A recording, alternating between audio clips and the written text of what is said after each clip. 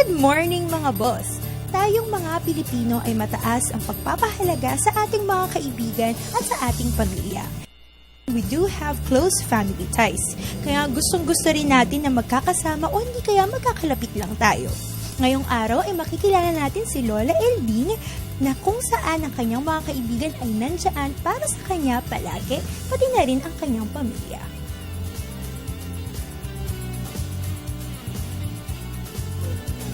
Para po sa mga hindi nakakilala kay Lola, paano niyo po ma-describe siya sa mga nakaraang panahon or nung mga kabataan pa po niya?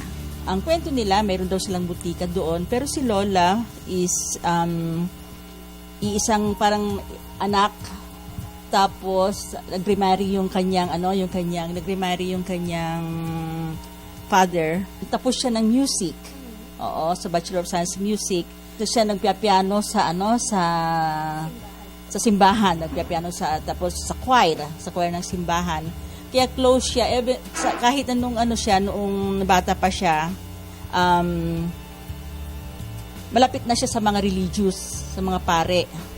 At kahit anong andito siya, pagdating niya dito sa Cresta Verde, ganun pa rin siya, kinuntinyo na ganun. When it comes naman po sa kanyang mga anak, paano niya po napalaki o paano niya guyod ang kanyang mga anak? Si Lola kasi, ang asawa niya doktor. Siya ang provincial health officer doon sa Isabela. Yung mga anak po niya, ano po yung mga natapos? Yung kanyang panganay, si Dr. Seldy, nasa Amerika ngayon, isang psychiatrist. Tapos mayroon siyang anak na pharmacist, mayroon siyang anak na nurse, mayroon siyang CPA, mayroon siyang engineer. So, paano naman po kayo naging close kay Lola? Paano niyo po siya na-meet? Paano po kayo nagkakilala? Si Lola, palaging nagsisimba. Parang naging barkada ba namin siya. Siyang kasama namin na mamasyal. Tapos, siya minsan nga nagmi-meeting kami dito sa kanyang bahay. Away-away kami among friends. Siya rin ang nakikinig very frank siya sa kanyang ma-advise. Saka even at yung kanyang advanced years niya, very sharp siya. Saka very frank sa aming lahat. Describe niyo naman po sa amin kung paano si Lola Elding bilang isang kaibigan o barkada. As a barkada, si Lola ay talagang mabait si Lola, and I've come to know her almost 20 years ago.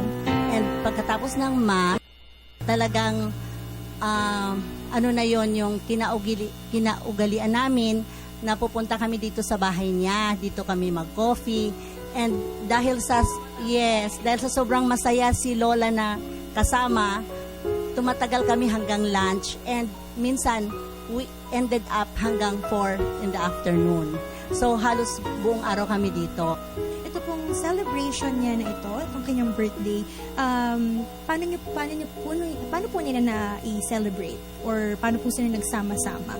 1 month ahead, celebrate na kasi nga sa Amerika, kaya hindi sila pwedeng, hindi sila pwedeng pumunta ngayong yung actual na birthday niya. Very happy talaga siya. Talagang pinaghandaan ng mga anak niya. Bakit po gano'n na lang ang pagkaalala niyo, ang pagmamahal niyo kay Lola Elding? Kasi we look at her on the time that we will be in her age. Sana ganun din mangyari sa amin, mga kapitbahay na tutulong. Pag ganun edad na kami na hindi na namin kaya. So we do it to her. So later on, sa amin din we're giving the example.